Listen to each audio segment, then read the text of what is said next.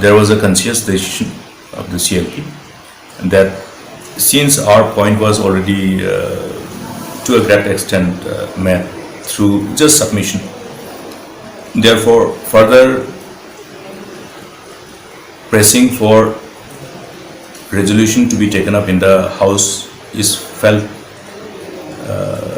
not necessary.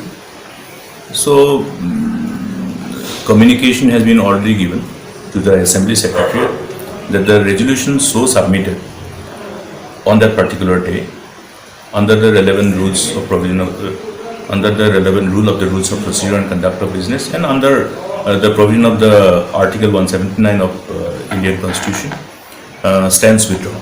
I think the intent was to only send a message that usually it is expected that when one occupies the office of the Honorable Speaker, then usually we expect that one should obviously demonstrate that whole spirit of true democracy where you have the complete independence of legislature from executive as the respective pillars of our democracy. That is what we try to indicate, and that is understood by all of us. Once a resolution is taken up, then the whole ramification of the debates and other things can culminate to anything, which we do not want.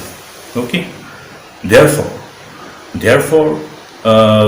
even by submitting and tabling this resolution, the feeling has been already expressed. So it suffices our purpose.